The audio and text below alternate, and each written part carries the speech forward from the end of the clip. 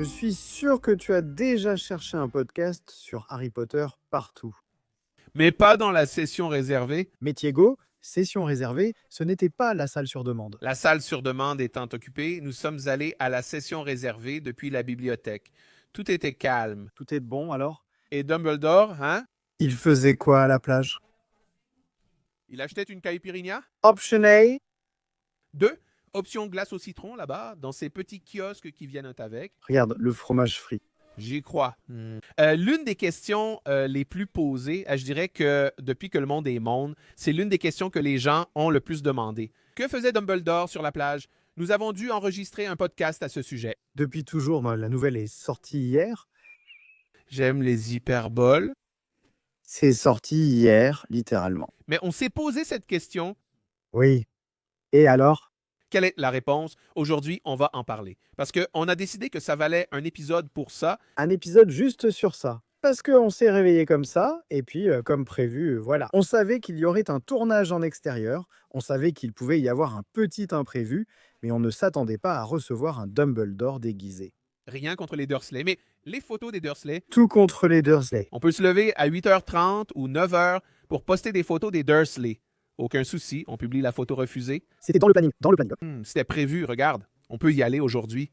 Qu'ils étaient en train de filmer dans ce village de Cadgwit, qui se trouve en Cornouailles, des scènes des Dursley. On savait qu'ils allaient filmer des choses là-bas, on suivait le tournage. Tu as vu que les Dursley ont tourné une scène dramatique là-bas avec une voiture et Vernon tenant un fusil. Eh bien, Ouais, super. Allons-y. expliquons aussi cette scène. Parlons-en. Passons en revue les moindres détails. Détail. Compilation de tournage en extérieur, il y a beaucoup à dire. On est en train de paniquer ici depuis hier. On meurt d'envie d'en parler parce que les fans le sont aussi. Il avance des hypothèses vraiment tirées par les cheveux. Donc je vois beaucoup de commentaires et je me dis jusqu'où les gens vont, hein mec? C'est loin, waouh, mais c'est ça qui est cool. J'aime ça, j'aime voir ça, parce que tu vois que l'esprit est en ébullition, tu comprends. L'esprit va loin. J'ai lu qu'ils filment à l'avance les scènes de Dumbledore pour les saisons suivantes, car l'acteur est âgé. Ce n'est pas possible. Ils économisent.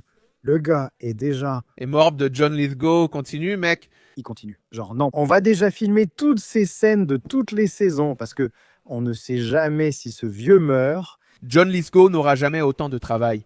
Richard Harris nous a déjà abandonnés. Non, non, non, les gars, cela, ça ne va pas non plus, hein? Du calme, allons-y. Aujourd'hui, quand on va parler de la pierre philosophale, Nicolas Flamel, ce n'est pas seulement Dumbledore qui a révélé ça. Nicolas Flamel. Ce gars a 600 ans et il travaille encore. Qu'est-ce que vous en pensez? Et oui, Nicolas Flamel et sa femme, Pernelle Flamel, sont apparus avec Dumbledore lors du tournage.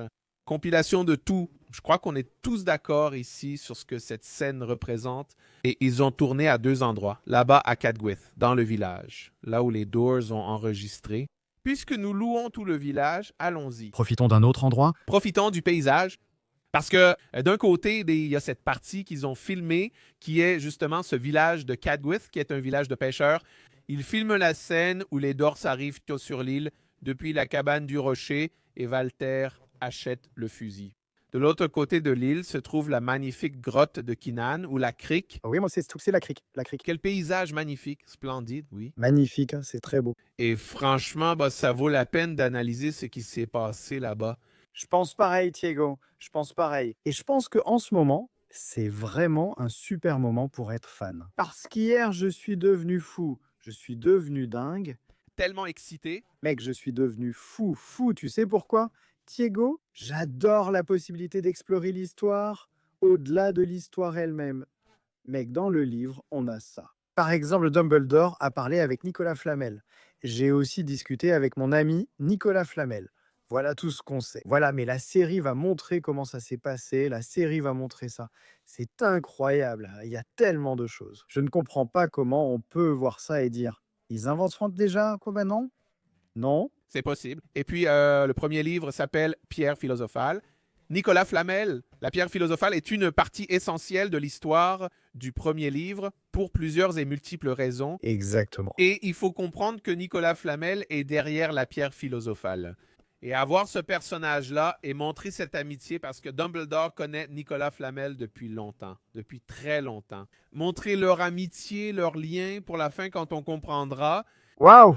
Ce qui va arriver à Nicolas Flamel et cette conversation qu'on est en train de spéculer sur ce dont ils vont parler, ça va devenir très émouvant. C'était une idée de génie d'inclure ça dans le scénario. Oui, c'était génial, mec, c'était génial. Mais remettons les choses dans leur contexte. On n'a fait que balancer, balancer, balancer parce qu'on est excité. Mais bon, les premières images de la journée étaient celles des Dursley, ne s'en sent pas. Nous avons eu accès à Walter, à Pétunia, à Duda et à Harry, qui dans cette scène étaient interprétés par la doublure. Oui, Dominique.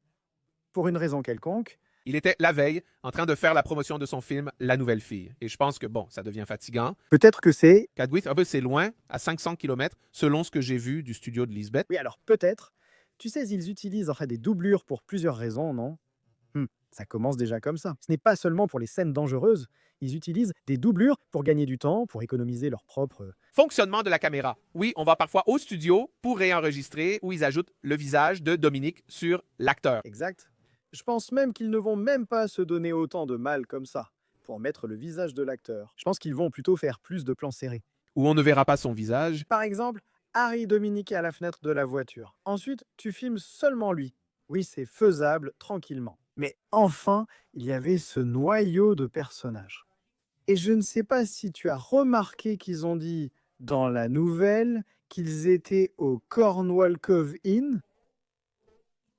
Ah, c'est comme un petit hôtel, non? Alors, est-ce que ce sera l'hôtel où ils vont rester avant d'aller à la cabane? Parce qu'il faut se rappeler que dans le livre, n'est-ce pas, dans le film, ça a été coupé.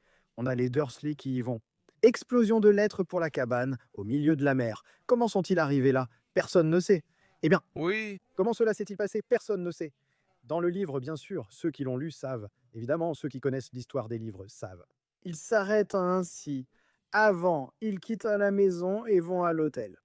Là, à l'hôtel, Harry reçoit des lettres. Oui, le gars va livrer là-bas, le gaz arrive, le réceptionniste de l'hôtel, et il y a 100 lettres à la réception. Ici pour vous, monsieur. Pour monsieur Harry Potter, alors Walter, je reçois les lettres.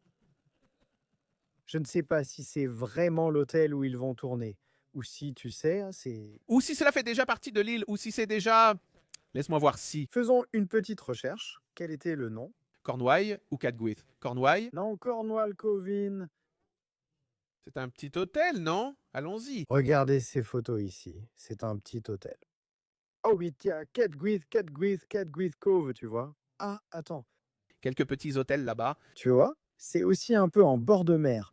C'est sympa. Là-bas, tout est en bord de mer. C'est une pente, non? Le point central de cette scène qu'ils ont filmée m'a vraiment semblé être sur Walter, en train d'avoir ce fusil qu'il utilise. Ensuite, c'est là que Hagrid arrive à la cabane sur le rocher et fait un nœud dans le fusil dans le livre. Dans le film, il fait juste pointer le fusil vers le haut. Le focus était là. Walter sort de la voiture un peu désespéré sous la pluie. D'ailleurs, l'équipe a mis de la fausse pluie sur place. Pour lui, il était aussi complètement trempé, Walter. Il sort de la voiture, prend ce fusil enveloppé dans un papier beige et serre dans ses bras cet homme qui semblait être un habitant de l'île. Et là, on voit, il doit retourner à la voiture. Mais ensuite, où vont-ils? À l'hôtel, directement ailleurs, où la maison est-elle sur l'île? Non, le fusil, et c'est après l'hôtel. Le fusil, c'est après l'hôtel. Tu veux voir? Regarde. Ah, voyons voir. Donc, ils étaient enfin déjà installés? Regarde, tonton, Walter est revenu en souriant. Il portait un paquet long et fin et n'a pas répondu à tante Pétunia quand elle lui a demandé ce qu'il avait acheté. Voilà la scène. Tu vois qu'ils sont en train de suivre. Genre, il portait un paquet long et fin et s'est emballé comme ça. Visuellement, tu vois que c'est une arme, on le remarque. Mais tu vois qu'ils suivent en même ça. C'est cool. C'est vraiment cool. C'est vraiment cool. C'est très cool. Et puis, d'ici, ils vont au Cassèbre. Et puis lui, mec, moi, on peut voir le désespoir de Walter. L'acteur est vraiment bon. Il est excellent. Tu le vois enlacer le gars et... Un parfait inconnu. Mec, Walter a un désespoir que tu peux voir de côté.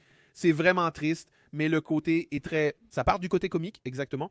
C'est impossible. Le gars s'est désespéré et craque complètement. Et il pense que ce qu'il fait, c'est super. Genre, waouh, je les trompe. Tu vois? Wow! J'ai trouvé ça super amusant. Je trouve que les expressions de cet acteur sont incroyables. Déjà dans les scènes avec le donut, c'était génial. Il va vraiment assurer. Et Pétunia, tu as vu son look? On dirait un peu Lady Diana, non? Princesse Diana. J'ai trouvé son look vraiment impressionnant. Genre, waouh. Tout en rose, madame. Très madame, tu vois? Je veux voir comment ils vont explorer ça, car je ne veux pas que ça devienne trop caricatural. Je ne pense pas. Parce que Pétunia aura ses moments dans les livres. Ça va être, on va en découvrir plus sur elle, tout ça. Plus dramatique? Plus dramatique. Donc j'espère qu'elle ne sera pas trop caricaturale, mais les deux sont caricaturaux. On ne peut pas y échapper. Ils le sont, mec, ils le sont. Ils se donnent une image. Ils sont très caricaturaux, ils le sont vraiment. L'idée, c'est d'être caricatural. Exactement. Parce qu'ils vivent dans l'apparence. Ils vivent dans l'apparence. C'est ça. Et c'était très drôle, parce que ces photos sont sorties hier. C'était quoi? Je crois qu'il était environ 8h30 du matin, non? 8h passées, 9h du matin, d'accord? Je me préparais à enregistrer des Reels pendant que Kako filmait déjà ses affaires là-bas, non? J'en parle car c'est super et Kako enregistre souvent des Reels là-bas. Soudain, mon WhatsApp... Non, j'étais en train d'enregistrer, enfin c'était pour YouTube, je crois que tu filmais pour YouTube. Des Dursley? C'est que j'enregistre les deux en même temps, j'enregistre d'un coup, et donc j'étais là. En parlant des Dursley, non? Pour les images, je dis à Thiego, Kako du ciel. Le Dumbledore, moi genre... Le Dumbledore. Je suis allé sur Twitter chercher d'autres photos des Dursley, voir si j'en trouvais. Et soudain, une photo de Dumbledore sur une plage. J'ai dit, non, je sais pas. Je crois que je ne me suis pas encore réveillé. Non. C'est de l'intelligence artificielle. C'est de l'intelligence artificielle, c'est sûr. Comme je l'ai dit, c'est un montage. Ce n'est pas de l'intelligence artificielle, non? Avant ça, C'était un montage, Photoshop, etc. ça c'est du Photoshop. J'ai dit, ah ben ça n'a aucun sens que Dumbledore soit sur une plage, avec tout le respect. Et on savait qu'ils allaient filmer là-bas à Cornwall, cet endroit, mais on ne savait pas que Dumbledore serait présent. C'était la dernière chose à laquelle j'aurais pensé. C'était la dernière. Pour moi, toute l'attention était sur les Dursley, entièrement sur la scène du petit bateau. Parce que, tu vois, Walter enlace le pêcheur car il a obtenu le bateau. Et tu sais, son niveau de désespoir est tellement élevé qu'il est tout du genre « ne me touche pas ». Tu vois, il serre un inconnu dans ses bras, désespéré, voulant partir d'ici. Personne ne comprend rien, n'est-ce pas? Et puis ils vont dans une cabane là-bas, genre vraiment pourrie, au milieu d'un rocher, n'est-ce pas? Et puis on va voir cette scène. Probablement parce qu'il y avait les petits bateaux là-bas. D'accord? C'est un village de pêcheurs, donc il y a forcément des bateaux. C'est déjà le décor naturel là-bas. Ils ont commencé à inventer beaucoup de choses. Mais je pense qu'il y aura bien cette partie, c'est sûr. Parce que si C'est lui qui enlace le gars, non? ça n'a même pas de sens. Eh bien, en juillet, je crois que 2 semaines avant le début du tournage, ils filmaient des images de drones d'un endroit là-bas en France. Oui, où il y a un phare. C'est un phare, ça, mais c'est probablement l'endroit où les Dursley vont séjourner. Maintenant, je ne sais pas si la cabane où ils vont rester se trouve sur cette île, parce qu'ils sont arrivés en voiture, ou alors ils vont simplement, Partir? en voiture, continuer à chercher un bateau pour rejoindre cette île. Oui, mais je pense que c'est plus loin. Ce n'est pas sur cette île qu'il y a seulement quelques petites maisons, mais c'est bien plus isolé. Je pense que ce qu'ils vont faire, la voiture va rester là, sur cette pente. Qu'ils vont laisser la voiture là et prendre le petit bateau pour aller sur ce rocher. Pour une maison plus isolée. Mais tu sais, je pense que ce phare, ils ne l'ont pas utilisé pour Harry Potter. Je crois qu'ils l'ont utilisé pour House of the Dragon. Tu crois vraiment? Je pense que oui. Eh bien, ça ressemblait vraiment au phare du premier film. Ouais, bah je pense que oui. Dans le film, il n'y a pas de phare. Non, il y a juste la cabane. Ouais, non, pas de phare, juste des îles. Une petite île, oui. Ça peut être, ça peut être. Là, je sais que l'intérieur sera en studio. C'est comme ça que les gars ouvrent la porte et entrent dans un endroit précis. C'est déjà en studio. C'est exact. C'est plus... Facile, plus pratique. Oui, Non, et tu peux... décorer comme tu veux, n'est-ce pas? Exactement. Tu peux le manipuler comme tu veux, tu peux l'utiliser comme tu veux. Si tu as besoin de construire, de détruire, de modifier, enfin, Fais comme tu veux. exactement.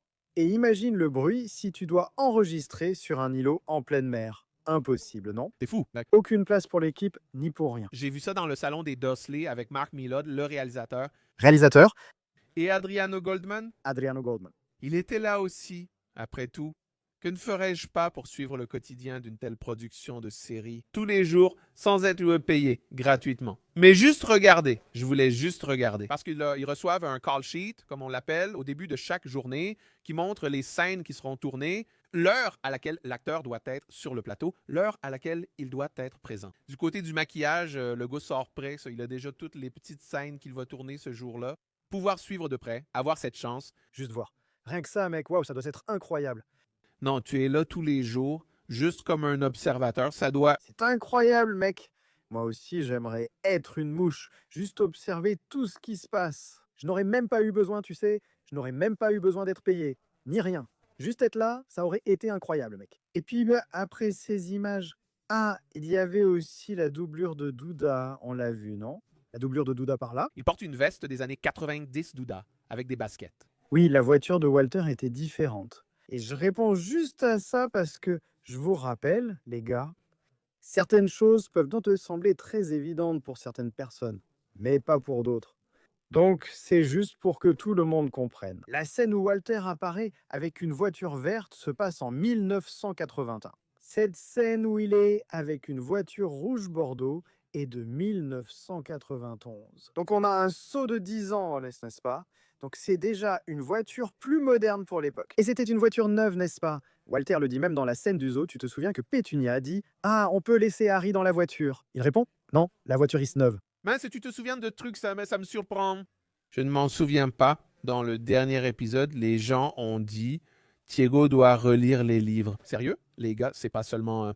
Ils n'ont pas dit non, non, non, ce n'était pas pour se moquer de moi, c'était dans le sens de je ne suis pas le seul, tu sais. Parce qu'on publie des trucs et ça arrive vraiment, mec. Mais c'est parce que j'ai relu récemment à la pierre philosophale. Donc c'est pour ça que c'est plus frais dans ma mémoire. Mais pour la voiture neuve, c'est un détail. Oui, ils disent ça, ils parlent de... Parce que, en fait, ils sont très cruels, hein, n'est-ce pas? Avec Harry, ils sont très cruels. Les films ne montrent même pas à quel point ils sont cruels avec Harry. Oui, et donc dans la série, ce sera intéressant de voir ça, n'est-ce pas? Donc juste pour contextualiser, c'était à propos de la voiture. C'est pour ça que ce sont des voitures différentes. Parce que Walter, même si tu regardes son apparence, déjà, il a l'air un peu plus âgé.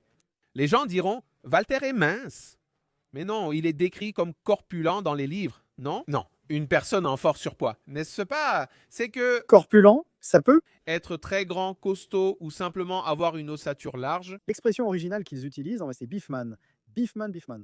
Ce qui peut être, un homme qui aime les animaux, c'est l'homme beefsteak. Il arrive avec un morceau de viande. Bonjour, mangez-moi. le beefman, Beefman. c'est un super-héros. Mais c'est tout. C'est comme ça, genre, ça peut être utilisé pour une personne grosse, oui. En contextualisant, comme tu l'as dit, 10 ans plus tard, la scène se déroule le 30 juillet 1991, car à minuit, ce sera l'anniversaire de Harry. C'est exactement le 31 juillet, et le 31 juillet, c'est le jour où Harry va au chemin de traverse avec Hargud. C'est bien de contextualiser dans ce sens, mais c'est 10 ans après. Voilà. C'est pour ça que la voiture est différente.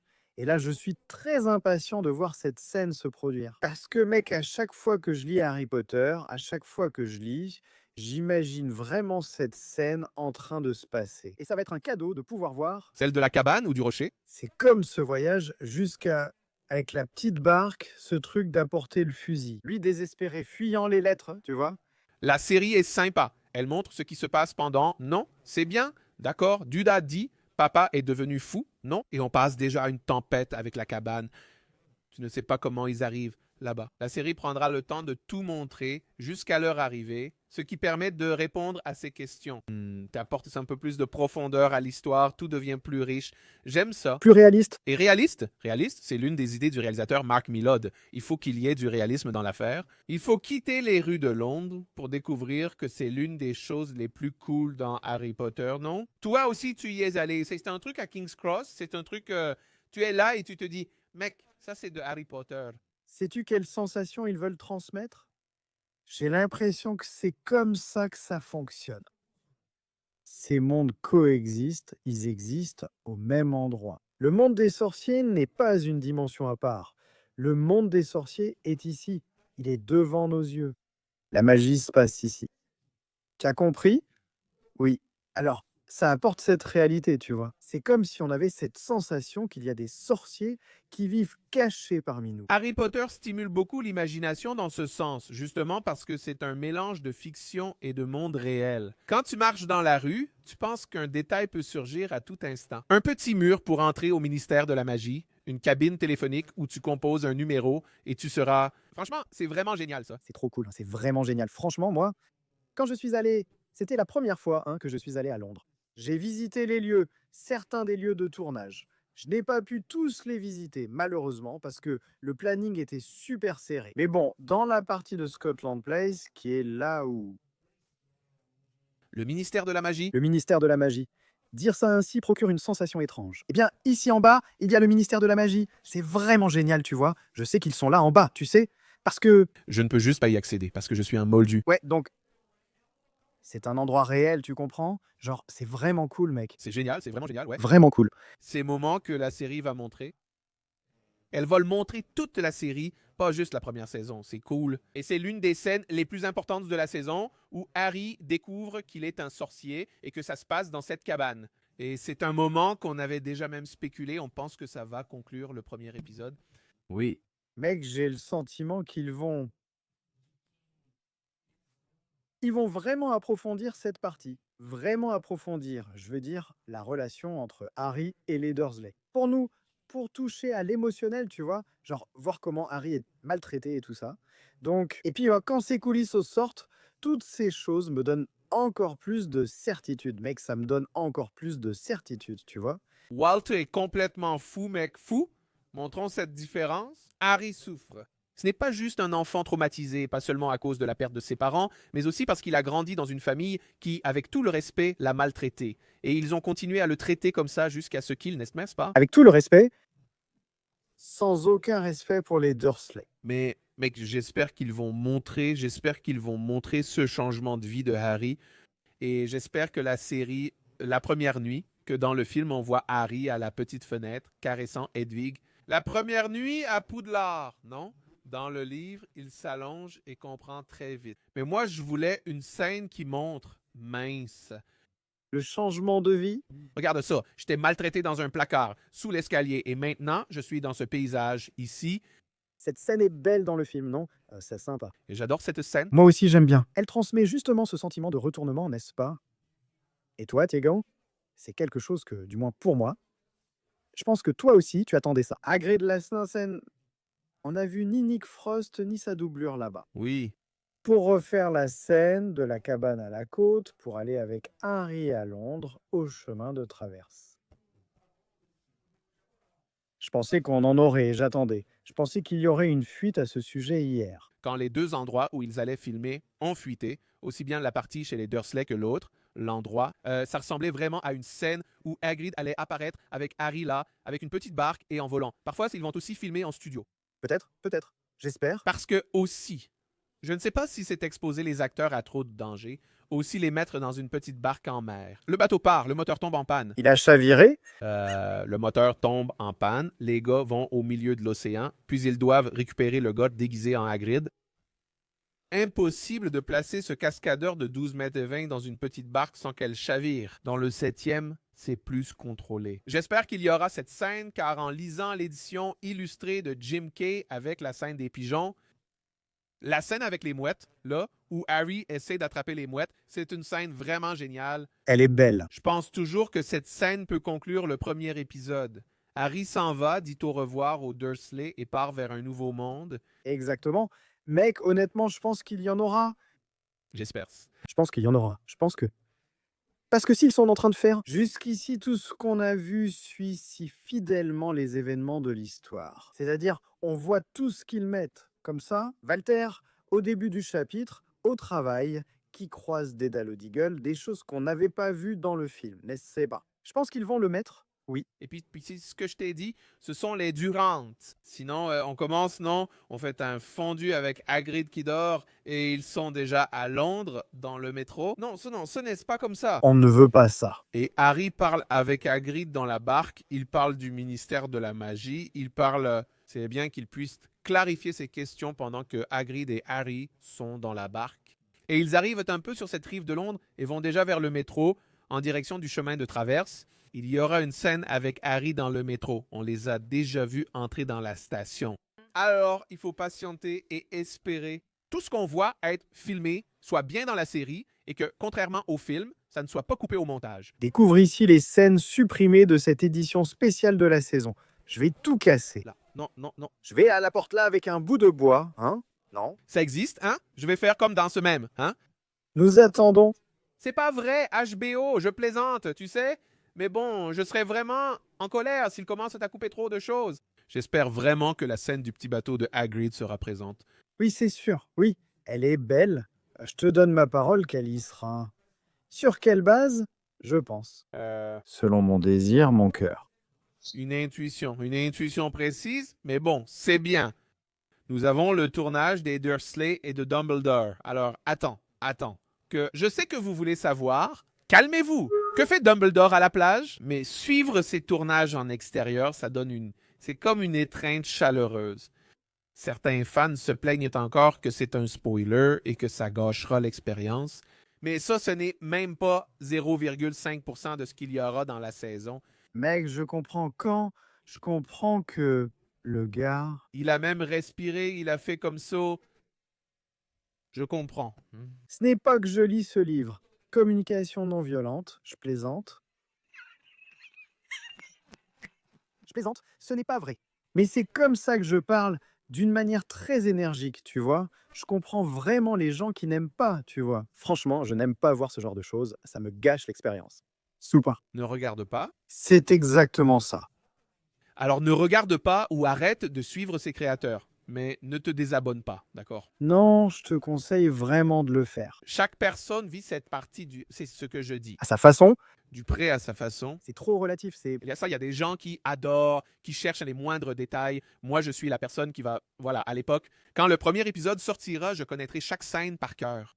Parce que j'adore faire des recherches. Mec, j'aime la sensation de découvrir des choses. Ça me fascine. Certains disent, tu vas gâcher une expérience. Je préfère regarder là, quand la saison sortira. Exactement. Je préfère regarder quand ça sortira, et tout va bien, hein, c'est cool, d'accord? Ce qui me dérange, c'est seulement quand les gens font comme ça, genre, ils commentent d'une façon du genre: «Ah, ne poste pas. Ah, mets un avertissement».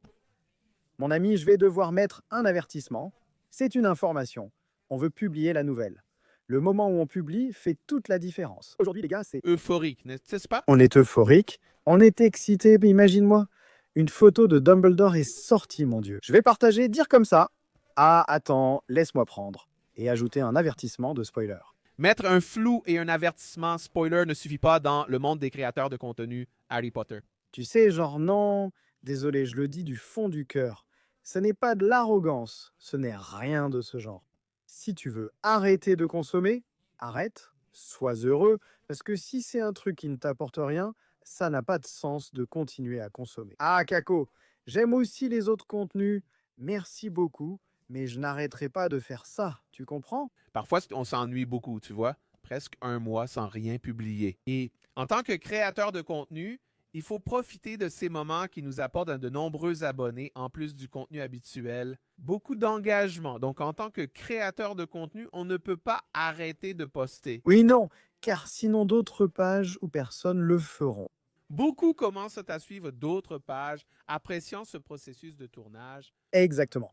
Donc c'est comme ça, c'est un truc qu'on ne peut pas éviter. C'est beaucoup plus facile de s'adapter et de faire comme ça. Eh bien, je ne veux pas suivre, je ne vais pas suivre, que ce soit moi ou Thiago. Se transformer sans cesse. Imaginez devoir s'adapter à la volonté de tous, alors que chacun a ses propres goûts. Qu'on le veuille ou non, ces personnes restent l'exception, non? La plupart aiment suivre. Exactement. Mais oui, j'aime suivre. Je deviens fou, je m'emballe, je perds la tête.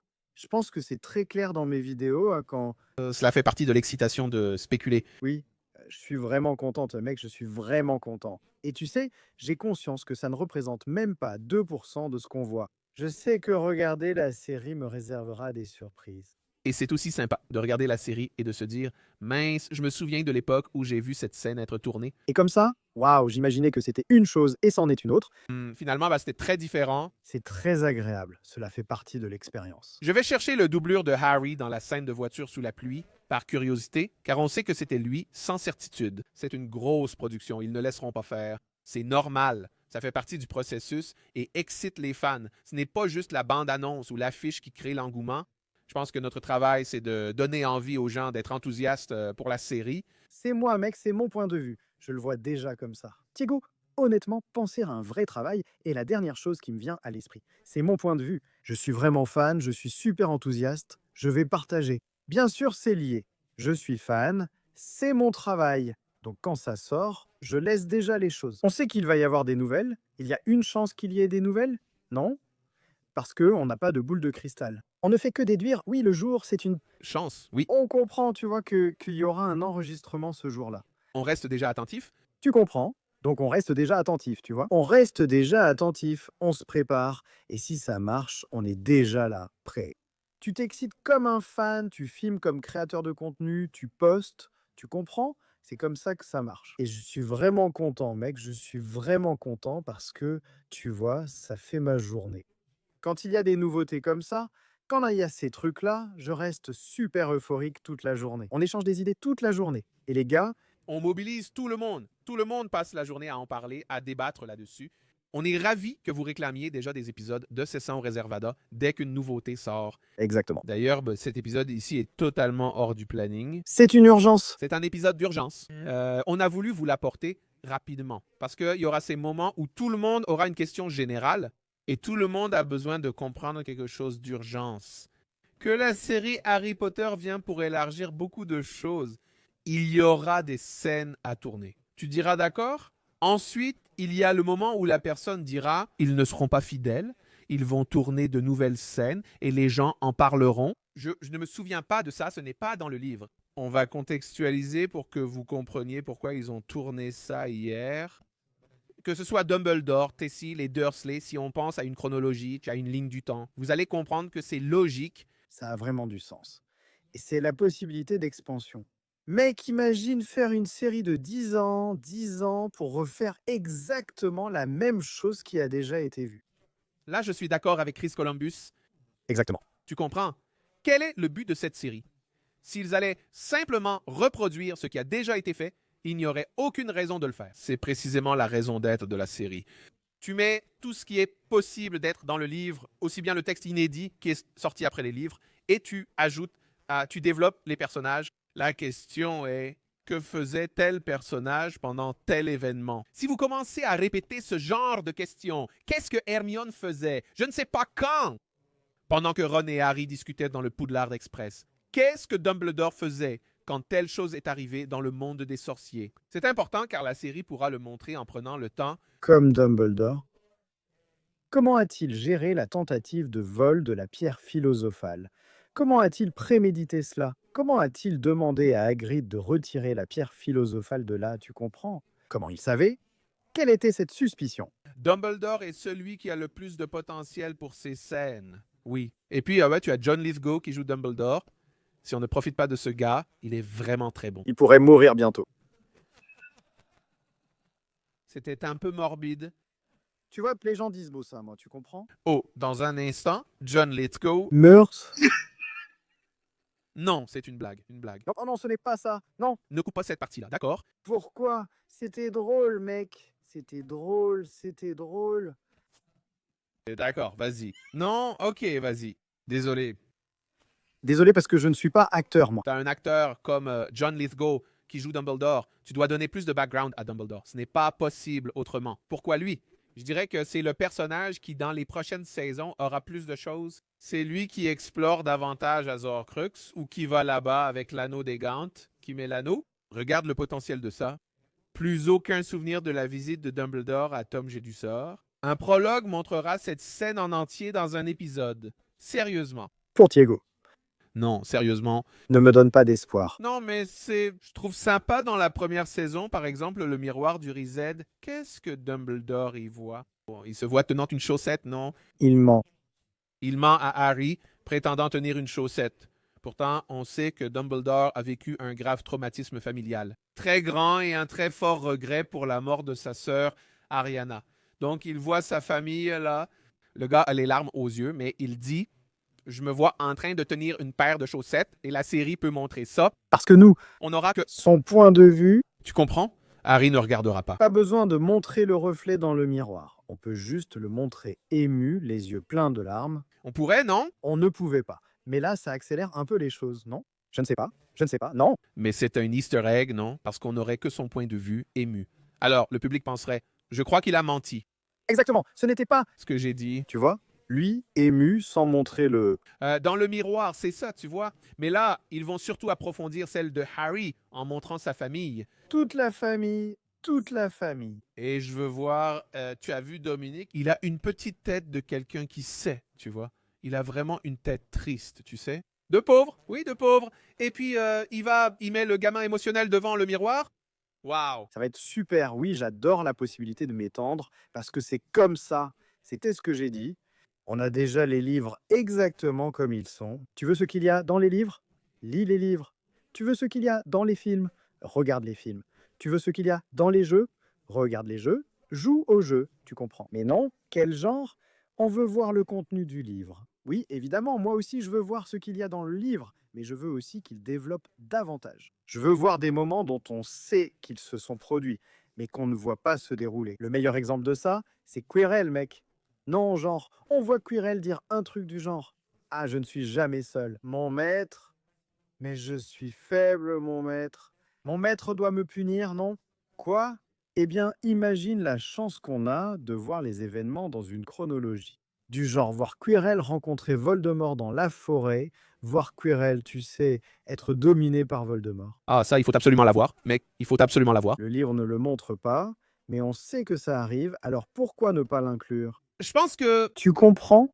ouais, mais ils doivent choisir les bons moments justement pour ne pas gâcher le rebondissement. Donc, cette scène irait très bien, je sais pas, au début de l'épisode. Après la mort de Quirrell, Après la révélation de l'homme, je ne sais pas comment ils vont intégrer ça, mais mon merveilleux, ce genre de choses, Quirrell, Snape auront aussi leur moment. Draco Malfoy, il montre Draco dans la salle commune de Serpentard. Il montre, les gars, c'est une possibilité infinie. Ministère de la magie, le Fear, Uncertainty and Doubt. Le Fear, Uncertainty and Doubt. Le noyau du ministère de la magie dans la série, n'est-ce pas? Qu'est-ce que c'est? Tout à coup, on va au ministère de la magie et on voit le ministre parler avec Lucius Malfoy. il y a d'innombrables possibilités. D'innombrables possibilités. Alors, imagine 10 ans de production, 10 ans à l'antenne.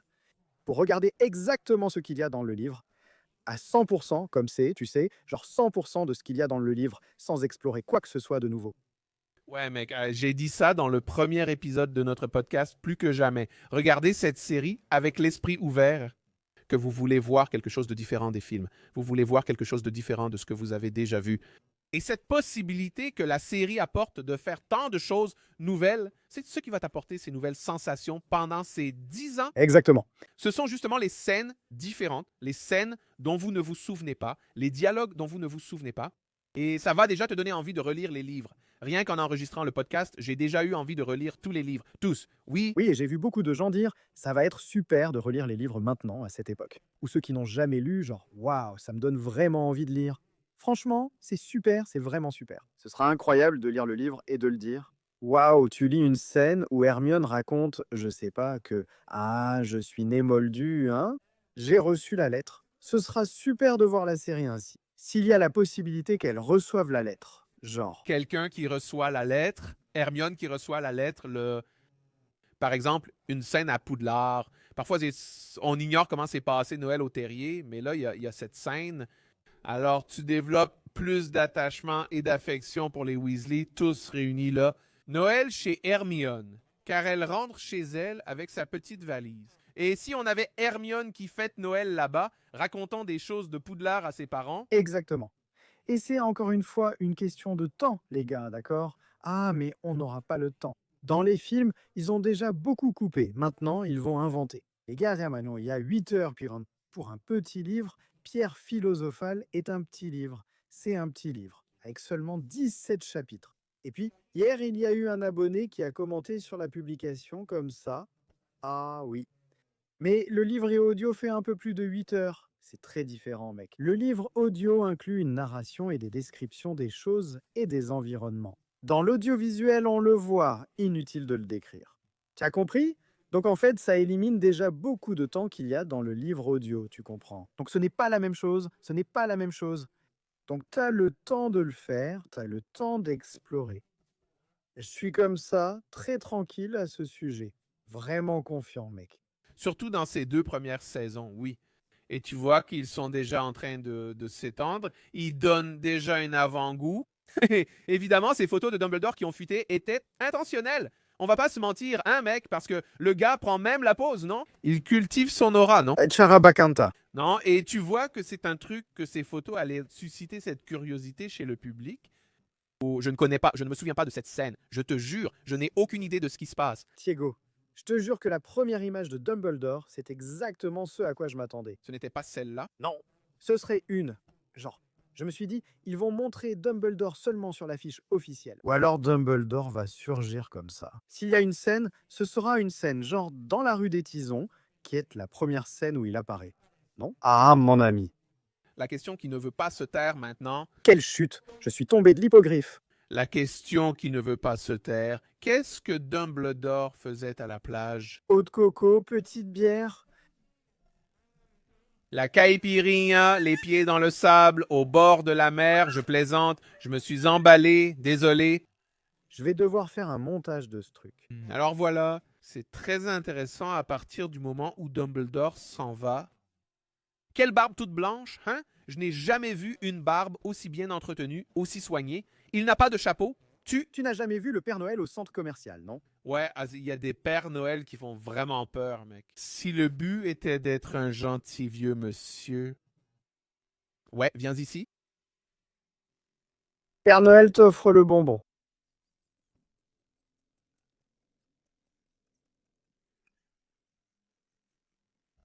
Assise-toi ici, viens, viens. Tu te souviens de cette vidéo du chat, hein? Viens ici, viens.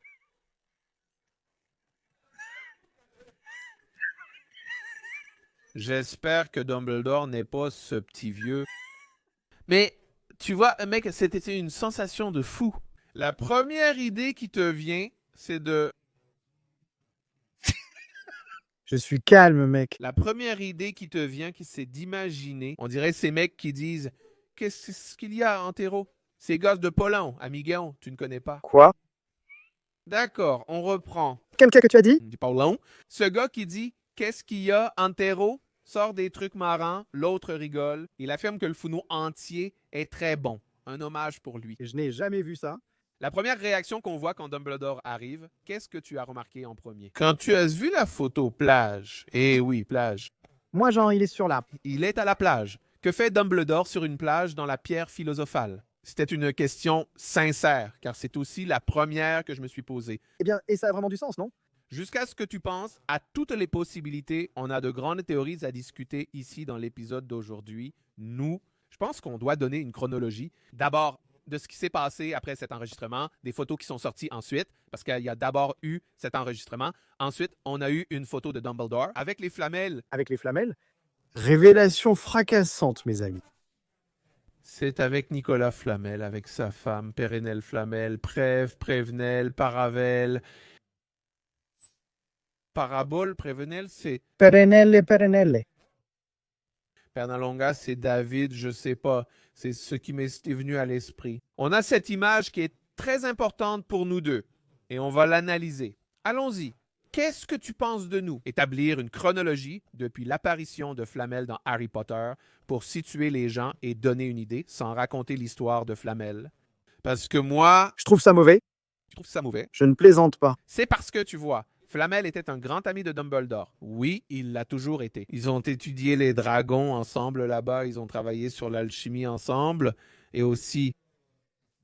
Quand l'article est paru dans le journal, je sais qu'il a étudié à Beaubâton, tu vois. Lui et sa femme sont français, connaissent, n'est-ce pas? Un alchimiste français qui a réellement existé. Et c'est encore un des points où l'on voit que l'univers de Harry Potter se mélange avec le monde réel. Il y a toujours eu cette légende disant que ce type était le précurseur de la pierre philosophale, n'est-ce pas? Le créateur de la pierre. Le nom du titre du livre, Exactement. Je pense qu'en plus de la chronologie de Flamel lui-même, il faut aussi réfléchir à la chronologie de l'histoire du livre. Pense seulement. en 91, tu dis pierre philosophale. C'est-à-dire pense seulement. Où est-ce qu'il est à ce moment-là, n'est-ce pas? Exactement. Dans la pierre philosophale, quand Hermione découvre le... Concernant Flamel, l'article du livre précise qu'il y habite. Il vit aujourd'hui dans le Devon avec sa femme Péronnelle. Devon, je ne sais pas si c'est le sud-ouest ou l'ouest, mais c'est proche de Londres. Imagine de petites maisons mignonnes où il discute déjà avec sa femme. Il profite de sa retraite. Eh oui, 665 ans. Imagine la cotisation sociale. Mon frère, non. Si Flamel est licencié, l'entreprise pleure. On fait un accord Non, 665 ans, l'amende. de 40%. Non, sérieusement. Ils évoquent l'âge de Flamel, tout ça. En 1991, il vit là avec sa femme en train de se reposer. Exactement. Ensuite, il y a ceci. L'enregistrement a aussi eu lieu à Devon, non? C'est génial. Ce qui rend tout encore meilleur. N'est-ce pas? Hein? Mais surtout, la pierre philosophale, la pierre elle-même. On commence déjà l'histoire, pratiquement avec Hagrid qui prend cette pierre dans le coffre. 713. Exactement. Qu'est-ce qui a poussé Hagrid à prendre cette pierre? Un ordre de Dumbledore. Pourquoi Dumbledore lui a-t-il donné cet ordre? Soupçonner que Voldemort n'était pas mort, qu'il pouvait utiliser cette pierre pour revenir à la vie. Comment a-t-il pris cette décision? Parce que la pierre n'est pas à lui. Oui, En discutant avec Flamel, tu as compris? Nous sommes arrivés. oui, c'est bien de montrer leur amitié dès le début. Je pense que c'est très important là, parce que chaque personnage, je pense qu'il aura des scènes et des moments inédits dans la saison qu'ils peuvent inclure, qui vont ramener ce côté dramatique. HBO sait faire du drame comme personne, c'est transformer de petites choses en grandes choses qui vont, au fond, nous faire pleurer. Est-ce que c'est possiblement un adieu de Dumbledore avec Flamel? Et oui, mec, c'est là. Le départ d'un ami. Depuis de nombreuses années, seul Dumbledore a 100 ans à l'école des sorciers. Oui, t'as déjà le tien, il a le sien. Il a 100 ans, waouh. Quelle idée. Tu as compris? D'ailleurs, non, il a 100 et à cette époque, en 1991, il a 110 ans. Il a 100 ans. Dans la première scène, il laisse Harry chez les Dursley. Flamel a 665 ans lors des événements de la pierre philosophale. Et il communique depuis que Dumbledore est jeune. Flamel est toujours là, impliqué d'une manière ou d'une autre, et c'est un personnage vraiment génial. Comme je l'ai dit, moi, je n'ai pas vraiment aimé son adaptation dans Les Animaux Fantastiques. Oui, on parlait du canon, n'est-ce pas? À propos de oui, Je n'ai pas aimé la façon dont Flamel est présenté dans Les Animaux Fantastiques. Il mérite mieux. Bien sûr, il peut être de bonne humeur, il peut plaisanter avec la poignée de main de Jacob et tout ça, mais je pense que c'est quelqu'un de plus sérieux. Je l'ai toujours vu comme ça. Oui, tu sais ce que je n'ai pas grand-chose à reprocher à Nicolas Flamel, des animaux fantastiques. Non, parce que, en fait, son apparence est plutôt bien. Il est épuisé, non? Waouh! c'est bien plus que sur les photos qui sont sorties récemment. Il est... Vraiment usé, mais je pense que c'est ce qu'il voulait montrer. Genre, tu vois, il prend l'élixir de vie le maintient en vie, mais ça ne lui donne pas de super pouvoir. Ah, à quel prix? Bientôt, il allait ressembler à cette vieille dame de Bob l'éponge dans son fauteuil. Tu vois? Elle danse et danse, c'est juste le... Cela le maintient en vie, mais à quel prix? C'est cool qu'à la fin, il aide tout le monde dans la dernière scène. Il donne un coup de main. Qui revient en action. Nicolas Flamel était donc presque un personnage clé de cette franchise, non? Oui, les animaux fantastiques. Quand je parle d'être canonique, ce n'est même pas l'apparence. Ce que je veux dire, c'est à ce moment-là. À Paris, on voit la pierre philosophale. Quand il va ouvrir le coffre pour communiquer dans le livre, on voit la pierre là. Oui, c'est du fanservice, n'est-ce pas? Ah oui! Alors, à quel moment cette pierre est sortie de Flamel? Pour qu'ils disent comme ça, genre mince, c'est d'en face. C'est là que la série entre en jeu. C'est là que se trouve la réponse à notre question. Qu'est-ce que Dumbledore faisait sur la plage?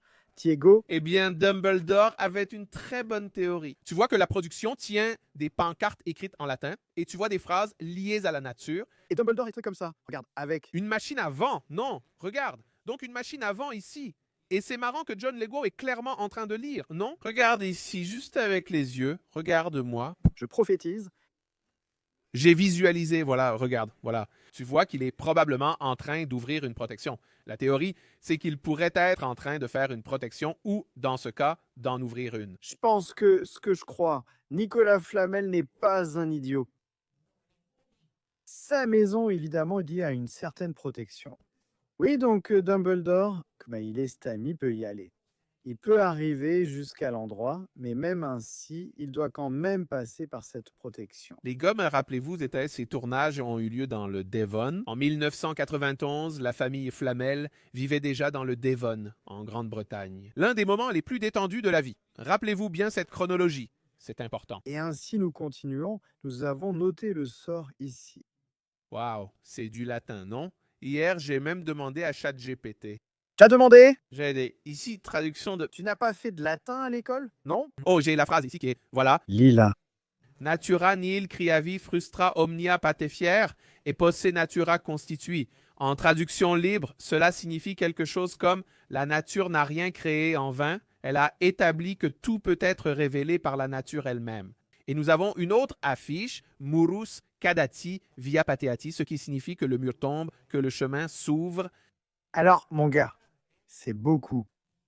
Fan de Harry Potter, il fonce dès qu'il voit une affiche. Un jour, je traduis avec ChatGPT, dis-moi. Alors, tu spécules sur quelle scène c'est? J'aime bien cette idée que la magie soit quelque chose de plus naturel. Parce que, mec, les sorciers, qu'est-ce qu'ils sont? Ce sont des êtres qui sont déjà nés sorciers. Personne n'a acquis la magie. D'ailleurs, C'est un point très important dans l'histoire de Harry Potter. Et que les sangs purs, entre guillemets, naissent pas, utilisant contre les autres personnes, n'est-ce pas? Dans cette propagande mensongère et pleine de préjugés, ils disent que le nez moldu a volé la magie. C'est impossible que ça arrive. Ça n'existe pas dans Harry Potter. Les sorciers naissent sorciers. Donc la magie est naturelle. Alors, la présenter comme ça, avec ce côté naturel, comme quelque chose de très lié à la vie, à la nature, à tout, c'est vraiment génial. Et on voit ça se refléter dans ce sortilège, tu vois. C'est comme si tout se révélait, la nature se révèle par la nature elle-même. Genre, waouh, mec, c'est génial. Je vais ajouter 2 points. Quand les photos ont fuité, 2 éléments méritent d'être intégrés à cette théorie. Premièrement, on voit clairement que Dumbledore est en train de courir sur l'une des photos. Et c'était pour faire la partie de l'interprétation, je pense. Il courait? Il ne court pas, mais il est près de la mer et fait un mouvement rapide. Sur une autre, il est avec, je ne sais pas si c'est du jeu d'acteur ou si l'acteur a mal au genou. Attends, coupe. Ah ah ah ah ah. Coupe, mais ça a mal tourné ici, regarde. Il n'est pas certain que je sois trop jeune pour cette scène. Non, là, il y a une scène où John Lefert a la main ici et il est... Sur le ventre comme ça, hein? C'est comme s'il avait ressenti une douleur. Au rein, c'est dur, oui. Le petit caillou dans le rein? Qui n'a jamais eu ça? Le pauvre ne voit que John Lefert aujourd'hui. C'est plus simple pour lui de tous nous surpasser et de continuer à décrocher l'Oscar. Alors, qu'est-ce qui se passe? Ce qu'il fait, cette tête, qu'est-ce qui fait croire qu'il est apparu sur cette plage? T'as pas l'impression qu'il vient juste d'apparaître? Ouais, j'ai eu cette impression qu'il venait d'apparaître là et qu'il arrivait, tu vois? Et il arrivait à cet endroit, non? Qui serait l'endroit où Nicolas Flamel vit avec sa femme? On ne va pas le faire apparaître directement depuis Poudlard. On va respecter. Non, non, non. On va respecter. C'est pas possible là qu'ils allaient déjà faire ça. Parce que, les gars, Coupe sur un bout de bois devant HBO, encore une fois. respectons. Ce ne serait pas cool. Je n'aimerais pas s'il y avait, parce que tu sais, dans les films, il y a déjà par exemple Dumbledore. Là, les gars ont mis la paresse du scénario en disant étant qui je suis, j'ai mes privilèges. Mon grand ami, Si vous voulez économiser le budget, arrêtez ça. David Yates, je vais te casser la figure après l'émission, mon pote. Heureusement que ce type a disparu. Ah, Allez, vas-y. personne n'en pouvait plus. J'ai eu l'idée de faire que Voldemort devienne poussière, non? Laisse-moi te raconter un truc. Je vais te lancer ce livre, mec, laisse-moi. Laisse-moi te raconter un truc. Sur 10 idées brillantes que David Yates a dit avoir eues, je dirais que les 10 étaient mauvaises. La scène d'Hermione, je pense que celle de Harry aussi, c'était la seule chose qui sauve le film. La scène où il danse, t'es vraiment génial. Pour le reste, mon ami David Yates, Mon grand ami, tu es dehors. ne me parle pas. David Yates, non. Les autres réalisateurs sont invités. Tu veux participer à un podcast ici, David Yates? Non. Tu ne peux pas. Je n'accepte pas sa présence ici. Je trouve que David Yates est célèbre, mais il en fait trop et ne sait pas où il va. Tu sais, Le Prince Renégat est un film de comédie romantique. Va prendre une douche, mon ami. Tu n'as même pas lu ce livre, juste parce que l'Ordre du Phénix a eu une baisse au box-office. Tu veux déjà parler d'un film de comédie romantique. C'était le film du passé de Voldemort, David Yates, du passé de Voldemort, David Yates, et tu as transformé ce film en... avec tout le respect. Thiago est devenu nerveux. Tu es nerveux, Thiago? Je suis énervé, David Yates. Je pense que l'heure le permet déjà. Tu es un froussard, tu as flanché. Tu as flanché, tu es idiot, voilà. Revenons au sujet Dumbledore, sur le fait qu'il soit apparu sur cette plage et qu'il soit justement en train d'aller à la rencontre. Mince, j'ai encore oublié le nom de l'épouse de Flamel. Péronnel. Perennelle. Perennelle Flamel. Perennelle Flamel. Je vais à leur rencontre. Au moment où la pierre philosophale a déjà été volée à Gringotts, ou pas encore? Elle n'est jamais volée. Ce n'est pas parce que Hagrid la prend avant qu'il tente de la voler. Après l'intrusion. Non, ça n'aurait pas de sens. Cela n'a pas de sens. Il faut d'abord une conversation. Ouais, genre, Je vais sortir la pierre du coffre pour que tu le saches. mon idée serait peut-être la suivante. Eh bien, Nicolas ne garde pas la pierre chez lui. Donc voilà, il ne garde pas la pierre chez lui. À partir du moment où il vit à Devon, là-bas, la pierre reste à Gringotts. Elle est là, dans le coffre 713. C'est ce que tu penses? C'est ce que je pense. Tu penses ça? Moi aussi, je pense ça. D'accord, moi aussi, je pense ça. C'est là dans le coffre-fort. Et le coffre-fort, c'est celui de Flamel, c'est ça? Ou c'est le coffre-fort de Poudlard? C'est le coffre-fort de Flamel, d'accord? Mais voilà le truc. Ce qui me fait penser, c'est que les coffres-forts les plus profonds sont les plus sûrs, non? qu'il y a une protection de dragon, tu vois, le coffre des Lestrange et tout ça. Oui, c'est vraiment génial. Je ne sais pas si Flamel mettrait vraiment cette pierre-là, genre 713, ce n'est pas si profond, parce qu'il y a 712 coffres avant le sien, non? Avoir Dumbledore qui parle avec Flamel à propos de, par exemple, il soupçonne que Voldemort n'est pas mort. Ça ne gâcherait pas un peu le rebondissement de la saison? Peut-être. En y pensant comme ça, pourquoi? Ah, je vais dire que je soupçonne que Voldemort, non. Je ne sais pas comment dire ça. Je pense que... Je pense qu'il peut exprimer une inquiétude, mais sans le mentionner directement. D'accord. D'accord. Il peut dire que je ne sais pas, ce n'est pas très sûr de laisser la pierre là-bas. Avec Il n'a pas toujours besoin de parler de Voldemort pour tout ce qui se passe. D'autant plus que nous pouvons aussi avoir plusieurs accroches comme ça. Dumbledore, il est conscient que le poste de professeur de défense contre les forces du mal est maudit. On le constate dans sa discussion avec Harry dans Le Prince de Sang Mêlé, n'est-ce pas? De plus, Quirrell revient d'une année sabbatique. Et il prend ce poste, il revient de son année sabbatique, il prend ce poste. Je ne sais pas si Dumbledore a déjà ce soupçon. Parce que dans le souvenir de Rogue, là dans les reliques de la mort, il y a un flashback de Dumbledore. Il dit surveille Quirrell à Rogue, surveille Quirrell. Et c'est au début de l'année, tu sais pourquoi? Parce que c'est un moment où Rogue parle de Harry. Il est comme son père, très arrogant et avide de célébrité. Et Dumbledore dit « Je pense que tu vois ce que tu veux voir. » Tous les autres professeurs m'ont dit que le garçon est adorable et appliqué. Si c'est signalé, c'est le début de l'année. C'était le premier contact de Harry avec eux. Donc, dès le début de l'année, il se méfie déjà de Quirrell. La pierre a déjà été retirée du coffre. Donc, dans ma tête, il va parler avec Flamel après que Quirrell soit revenu de son année sabbatique. Et là, il va en parler, il va exprimer cette inquiétude. Comment il va le faire, je ne sais pas, mais il va exprimer son inquiétude à propos de la pierre philosophale. Nous la garderons en sécurité à Poudlard. Nous allons l'emmener à Poudlard, elle est là avec moi, elle est en sécurité, voilà, voilà, voilà. Alors, Nicolas est d'accord et on va voir ça. Pourquoi est-elle allée à Gringotts? Pourquoi est-elle sortie de Gringotts? Cela renforce déjà l'amitié entre Dumbledore et Flamel, ce qui sera très important pour la suite. La scène qu'ils ont tournée, on va en parler aussi après. Mais tout ce qui concerne Lord Voldemort dans cette première saison, on a deux parallèles. Réfléchis avec moi. On a Nicolas Flamel qui a déjà ses 665 ans, vivant une phase plus confortable de sa vie aux côtés de sa femme.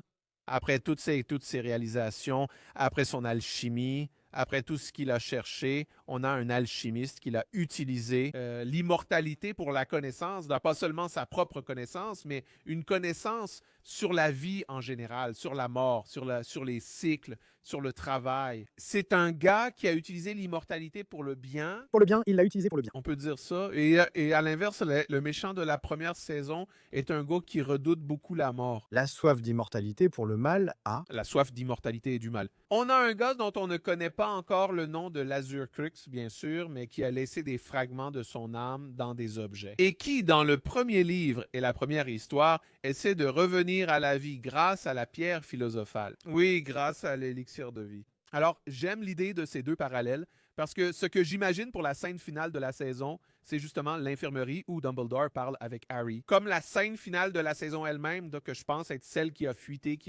hier, je pense que c'est la scène finale de la saison. Il va parler de ça.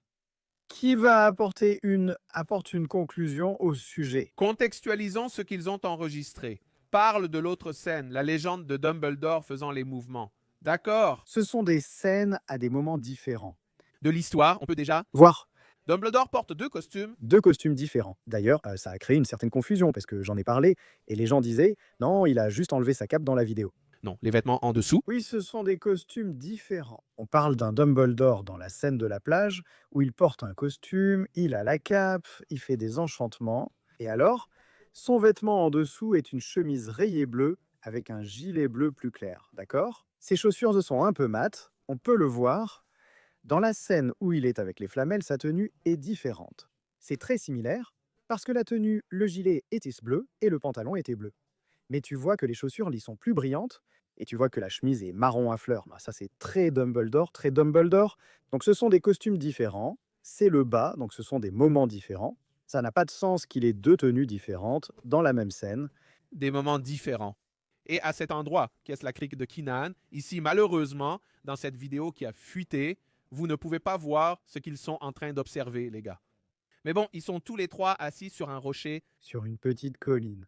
et j'imagine que cette scène est filmée de dos, De dos, couché de soleil derrière. couché de soleil. Et ils ont une conversation très importante. Ils vont justement parler de l'immortalité. À propos du fait que la pierre philosophale, maintenant qu'elle devra être détruite ou qu'elle a déjà été détruite et qu'ils vont mourir. Mec, j'ai la chair de poule partout. J'imagine cette scène construite d'une façon très claire dans ma tête.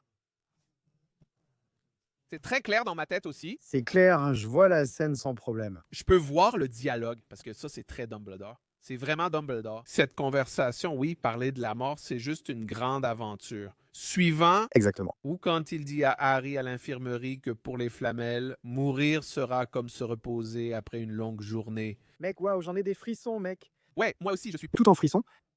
Imagine avec la vue au coucher de soleil. Tu comprends? Pas le coucher du soleil, eux assis, parce qu'il y a la mer qu'on a vue, hein, non? Les vagues qui frappent comme ça, le coucher du soleil. Mec, eux assis, hein, c'est C'est un adieu, non? un adieu. C'est un adieu C'est un adieu, ils sont assis et prennent. que vous n'arrivez pas à voir. Et là, mec, j'imagine Dumbledore lui-même en train de parler comme ça, genre, bon, alors c'est ça, tu es sûr? Parce que Dumbledore, il doit suggérer pour la pierre, comme ça.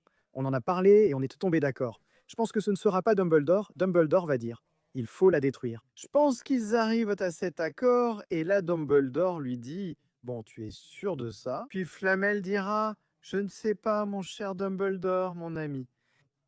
Ce sera comme faire une sieste et se reposer après une longue journée. Tu imagines, Mante? Genre, mec, tu peux imaginer qu'ils allaient ce dialogue?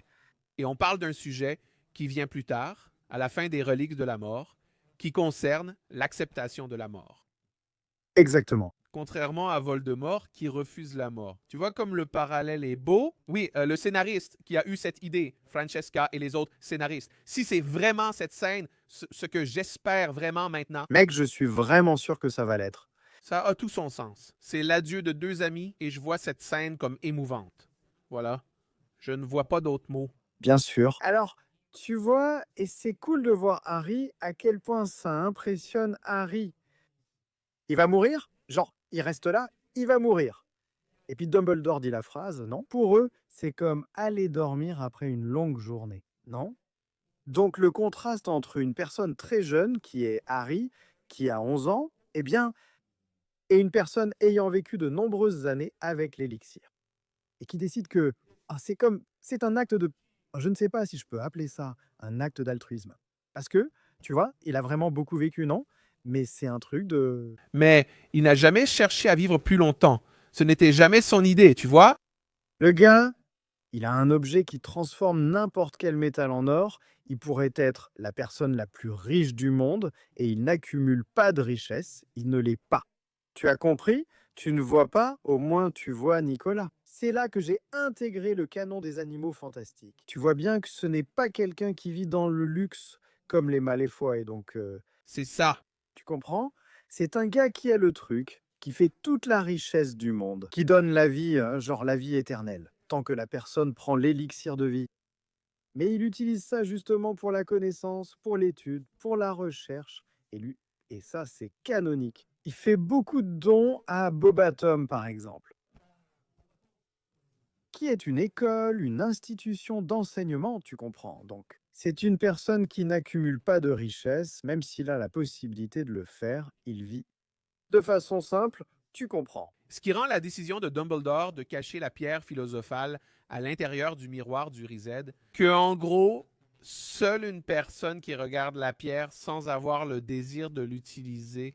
Et elle apparaît dans la poche de Harry. C'est génial, c'est génial, c'est génial. Et ça fait justement le parallèle avec la... On peut l'utiliser pour le mal, non? Flamel, lui, s'en est servi pour la connaissance de soi, pas pour faire le mal. Oui, tout sorcier des ténèbres qui le souhaite, c'est l'immortalité, mais son mauvais côté. Exactement, c'est génial. Car Harry Potter à l'école des sorciers raconte l'histoire de Harry Potter. En général, elle contient beaucoup d'alchimie, les concepts de l'alchimie. Parce que la pierre philosophale, ce n'est rien d'autre qu'un grand symbole. La pierre philosophale représente la quête de l'illumination, donc de la connaissance de soi. C'est ça, pour la perfection de l'esprit et de l'âme. Donc bien sûr, il existe la pierre philosophale dans l'histoire, n'est-ce pas? On a l'objet avec des pouvoirs magiques, mais elle concerne bien plus la purification et l'atteinte de l'or. L'or de la pierre philosophale, c'est la connaissance. C'est une métaphore, n'est-ce pas? C'est une métaphore, c'est passer du métal ordinaire, qui est l'ignorance, à l'or, qui est l'illumination. C'est logique, il ne s'agit pas de l'or ni de sa valeur. Non, c'est à propos de combien Voldemort est ignorant et ignore les choses qu'il ne valorise pas, tu comprends? L'amour lui-même. L'amour qu'il n'a pas su voir chez Liliane, le sortilège de protection, ce qui rend cette histoire de pierre philosophale encore plus géniale parce que Voldemort ne peut pas voir, mec. Cet épisode est incroyable. Hein? C'est incroyable, hein? Il n'arrive pas à voir les choses basiques de la vie comme l'amour. Exactement. Comme cette métaphore de la pierre philosophale. Eh bien, j'aime beaucoup la phrase que Dumbledore dit à Harry, là, quand il est dans les limbes. Il dit que Voldemort peut comprendre la magie noire. Il peut comprendre beaucoup de choses, mais pour les choses simples, il reste complètement ignorant. Les choses qu'il méprise, il reste complètement ignorant. Donc c'est exactement l'opposé, il n'obtiendra jamais la pierre philosophale. Il peut être le plus puissant, mais il n'obtiendra jamais la pierre philosophale, parce que ce n'est pas seulement l'objet, c'est atteindre l'or de la connaissance, de l'illumination. Parce que s'il l'était, s'il y arrivait, il ne serait pas Voldemort. Tu comprends? Il ne le serait pas. Il ne le serait pas.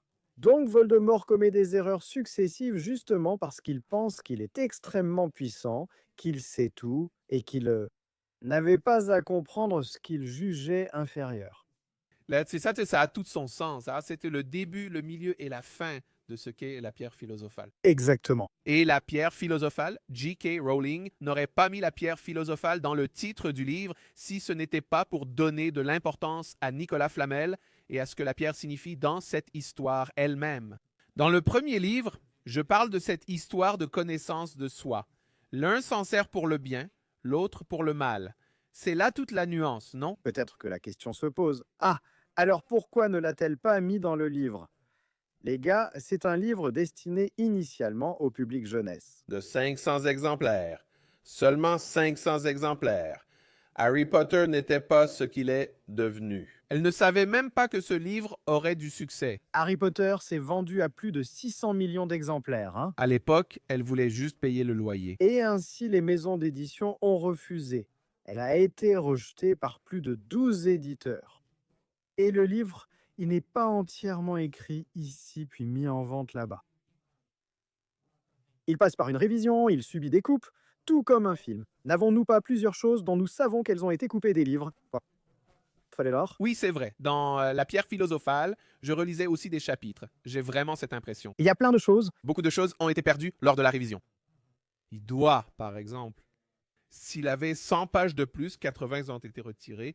Exactement. Il devait y avoir quelque chose pour Flamel. Je suis sûr qu'elle y a pensé. Je crois qu'elle aide la scénariste et les producteurs. Écoute, à l'époque où j'écrivais, j'ai pensé à renforcer l'amitié entre Flamel et Dumbledore, mais je n'ai pas eu le temps. Ce n'était pas possible. Ça ne rentrait pas. Alors mettez ça. Autrement dit, cela ne faisait pas partie de l'histoire ni du livre. Ça irait trop loin. Ah, l'alchimie? L'enfant aurait pu trouver ça ennuyeux, non? Sans compter que, bon, c'est déclaré. Tu as changé le titre du livre. C'est ce que tu allais dire? Quoi? Non, parce que j'allais dire... C'est aussi le cas. Tu te souviens que dans la version américaine pour ces sorcières, à cause de lui, les réviseurs et éditeurs trouvaient déjà philosophe ennuyeux. Et ils pensaient que ça ne se vendrait pas, parce que le titre philosophal pourrait éloigner les enfants. C'est très États-Unis. La pierre du sorcier, Harry Potter et la pierre du sorcier là-bas. C'est typique des États-Unis. Donc c'est comme ça qu'ils ont fait. Hein. Il y a eu ce changement, bien sûr. Mais on a notre propre histoire de Dino, qu'on savait qu'il allait y avoir l'histoire de Nick presque sans tête. Sa mort devait figurer dans le livre, mais cela a été supprimé.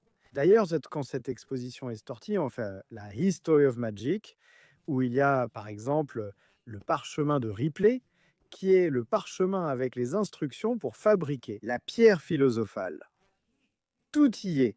L'alchimie est imprégnée jusque dans le nom des personnages. Albus Dumbledore. Albus vient du latin et signifie blanc. Rubius vient du latin et signifie rouge, écarlate. Et pour fabriquer la pierre philosophale, il faut 3 pierres. Une blanche, une noire et une rouge. Et nous avons Rubius Hagrid, Albus Dumbledore et Sirius Black.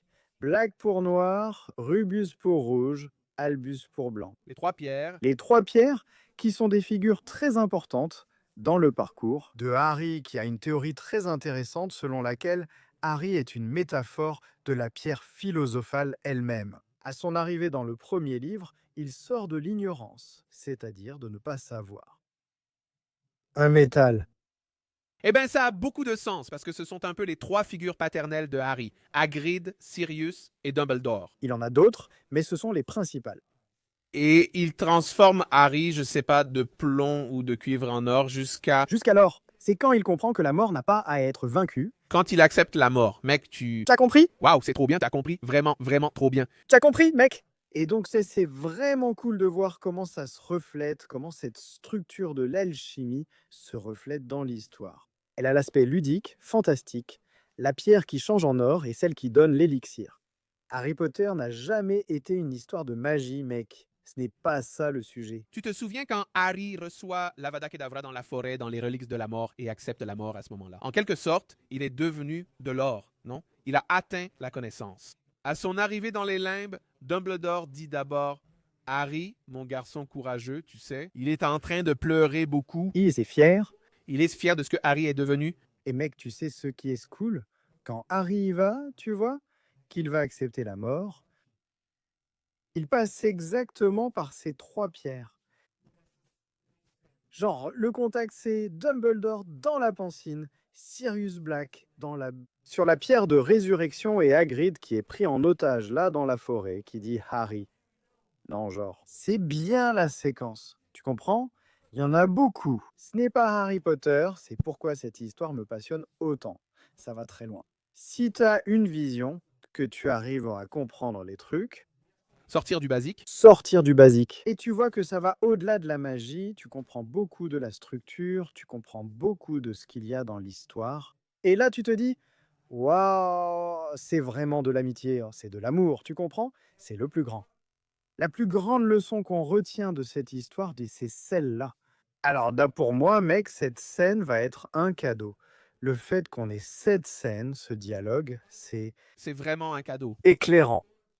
Pour montrer que pendant que l'un survit là-bas d'une manière sous-humaine, comme un parasite dans le corps de quelqu'un imprégné de haine, pendant qu'il cherche cela, on a la plénitude d'un gars qui a réussi à atteindre son objectif, pas pour un gain personnel, et qui est prêt à renoncer à la vie parce qu'il sait que la vie, c'est une phase de l'existence. Ce n'est pas l'existence complète. Dumbledore dit « La mort n'est qu'une grande aventure. » Dumbledore dit « La mort n'est qu'une grande aventure. » Et il y a une très belle scène entre Harry et Firenze dans la forêt interdite, où Firenze parle. Et il y a une très belle scène entre Harry et Firenze dans la forêt interdite, où Firenze parle. Pour qu'un gars en arrive au point de boire le sang d'une licorne, qui est l'une des créatures les plus pures, il en est déjà là, il est déjà au fond du trou, tu vois. Il est en mode crack. C'est comme ça, parce qu'il n'a plus aucune notion de ce qui est pur, de ce qui est beau. Il ignore ce qui est pur, il ignore. Pour lui, La référence à la licorne est pertinente. Le gaz en est là, il ne veut plus rien savoir. il ignore, il méprise ce qu'il ne considère pas comme puissant. C'est comme ça, lui. Le sang de licorne est puissant. Il le sait, mais pour lui, c'est juste l'utilité que ça a. Il ne voit pas la beauté de la licorne. Exactement. Il ne voit pas la pureté de la créature. Tu comprends? Alors, ça va être un contraste très intéressant à voir dans la série. Oui, oui, c'est ce qu'on a dit. L'un cherche l'immortalité de la mauvaise façon et l'autre accepte la mort de la manière la plus belle possible. Dans une fin de saison, Eh bien, notre. je pensais que la scène finale de la saison pourrait être Harry de retour chez les Dursley ou Harry partant dans le train faisant un signe d'au revoir comme dans la pierre philosophale. Mais, mec, la série ne parle pas... La série parle de Harry Potter, évidemment, du personnage. Mais avoir cette fin de saison pour moi, les gosses n'iraient pas à Keenan's Cove avec un coucher de soleil de fou, profiter de ce lieu, sauf en fin de saison. Tu penses que ce sera la scène finale? Ce sera sûrement la scène finale de la saison, car il restera ce sentiment que l'histoire ne concerne pas seulement Harry. Cette série, elle est faite pour ça, mais pour moi, la scène finale de la saison, c'est celle-ci. Sérieux? Je pense, Maison Vinton? les gens ont dit Maison Vinton, mais je pense que j'en suis déjà au point où j'espère que ce sera ça. Je veux déjà que ce soit ça. Après tout ce que j'ai pensé, J'ai des pensées différentes. Je pense que ce serait magnifique. Je pense que ce serait magnifique. Ce serait sacrément poétique. Mais j'ai toujours l'impression qu'on a encore des choses à voir. d'accord, par exemple, mais le retour de Harry au 4, Private Drive marquerait aussi une super fin de saison. Par exemple, après tout ce que j'ai traversé, après tout ce que j'ai vécu, après tout ce que j'ai découvert. Maintenant, je suis de retour ici, dans cette chambre. Tu te souviens de cette théorie selon laquelle, pour Harry, tout n'était qu'un rêve? Tu t'en souviens, n'est-ce pas? Je m'en souviens. Ça peut sembler être ça à la fin. Ça donne cette impression, non? Cette sensation de se demander si tout ce que j'ai vécu est vrai. Ouais, je pense que le fait de terminer la saison, de conclure la fin, si c'est cette scène de... Parce qu'il n'est pas nécessaire de montrer Nicolas Flamel en train d'être enterré, n'est-ce pas? Aussi? Ah, Ah non, là c'est trop, hein, c'est un truc du genre... c'est une conversation. On comprend que la pierre sera détruite. Il est sous-entendu. C'est évident ce qui va se passer. Je trouve que c'est une très belle scène de conclusion, très poétique, non? Mais j'ai l'impression que... Un adieu à Harry, Ron et Hermione. Ouais, c'est ça, car on réfléchit souvent chronologiquement en faisant cela, n'est-ce pas? La scène de Flamel n'a pas besoin d'être exactement... Dans la dernière scène de la saison. Non, elle peut être la dernière scène, mais ce n'est pas obligé que cela se passe ainsi. Dumbledore parle avec Harry quand il est à l'infirmerie. Et donc cette scène avec Flamel doit se passer avant. Mais peut-être que la série ne montre pas ça de façon linéaire, mais ça peut arriver. Il peut y avoir des allers-retours entre les moments, tu comprends? Oui, ce n'est pas forcément cette conversation entre les trois là-bas sur la montagne qui sert à dire que la pierre va être détruite, comme il le dit à l'infirmerie. Mais c'est justement l'adieu, en fait. Oui, ça peut être un adieu, tu vois. Genre, ça peut être, je ne sais pas, un truc comme Harry qui parle avec Dumbledore, tu vois. On a décidé de détruire la pierre. Enfin, c'est Nicolas qui l'a décidé. La conversation serait le moment où ils annoncent que la pierre va être détruite, etc. Et là, dans la scène finale, il y aurait ce moment avec Dumbledore, avec eux, tu vois. Il peut y avoir des moments, tu vois. Ouais, vas-y. Avoir beaucoup de choses, parce que là... Parce qu'on n'a pas besoin de se limiter, genre, ah, allez, cette scène est finie. Il n'y aura que cette scène. Ah non, on va vraiment s'attacher aux autres personnages dans cette saison et les suivantes, en dehors du trio principal. La série va te donner le temps d'avoir envie de plus de scènes avec Severus Rogue, d'avoir envie de plus de scènes avec Lavon Brown, plus de scènes avec Dean Thomas. Ce sont des exemples, tu vois. Et Thiago, tu sais pourquoi je suis très heureux. Rien que d'avoir déjà ces acteurs engagés, hein, comme pour Lila, pour Parvati, tu vois. C'est le signe qu'on va pouvoir avoir des scènes qu'on n'a pas. Comme Hermione dans le dortoir des filles, tu vois. C'est un truc qu'on n'a jamais vu. Jamais vu, hein? Donc, On peut l'avoir.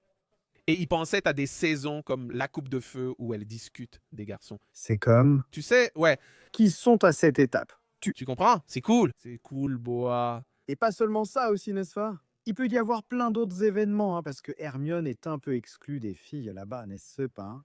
Oui, donc, il y a plein de possibilités, et ça m'enthousiasme beaucoup l'expansion. L'expansion est quelque chose qui m'enthousiasme vraiment. Mec, par exemple, un exemple que je peux utiliser, je suis fanatique des cartes des grenouilles en chocolat.